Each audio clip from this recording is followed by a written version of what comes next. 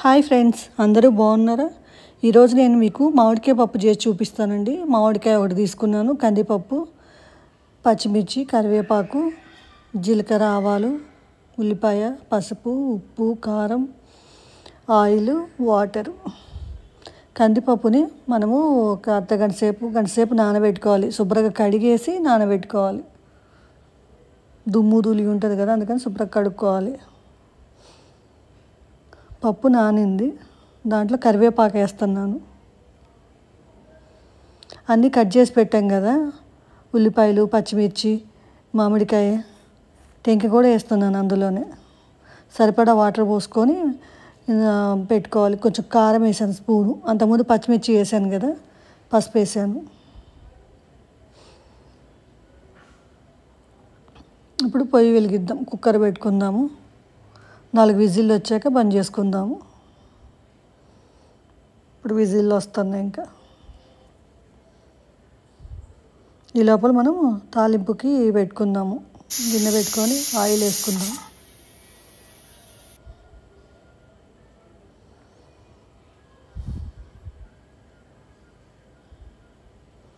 నాలుగు విజిల్లు వచ్చేసినాయి. ఇంకా ఇప్పుడు వస్తే 4 విజిల్లు వచ్చినట్టు. పక్కన పెట్టుకొని గిన్నె యువతలు పెట్టుకుందాము. ఆయిల్ కాగింది, కరివేపాకు వేసుకుందాము. పచ్చిమిర్చి, ఎండుమిర్చి వేసుకుందాం.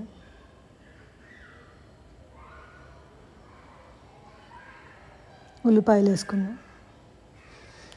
పప్పులో అన్నీ ముఖ్యమేనండి. ఉల్లిపాయలు, ఎల్లిపాయలు, ఎండుమిర్చి అన్నీ ఉంటేనే మంచి టేస్ట్ వచ్చింది. ఇప్పుడు ఎల్లిపాయ వేసానండి. ఇప్పుడు తాలింపు దినుసులు వేసుకుందాం.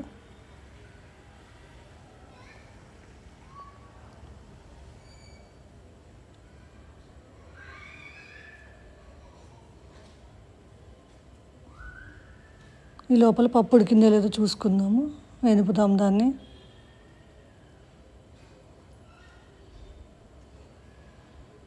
వాటర్ పోసుకుందాం.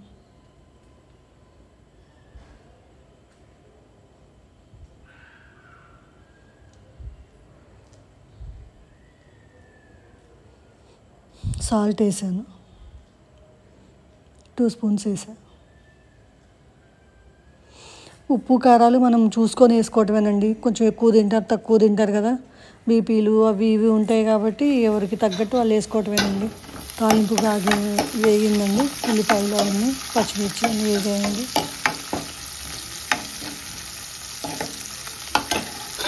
పప్పులో ఎనిమిరపకాయ వేసుకొని తింటే సూపర్ ఉంటుందండి, బాగుంటుంది.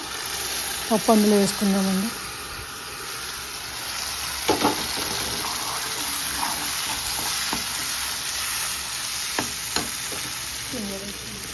అందులో వాటర్ కడిగి పోద్దామండి. గిన్నె వేసి అందులో పోసుకుందాం.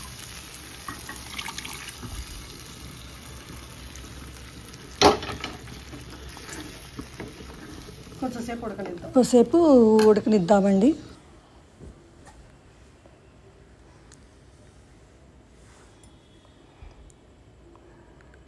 ఓకేనా ఫ్రెండ్స్, మీరు కూడా ఇట్లనే ట్రై చేయండి. మామిడికాయ పప్పు చాలా టేస్టీగా ఉంటుంది. ఓకేనా, నాకు ఒక లైక్ కొట్టండి ఫ్రెండ్స్. Bye bye.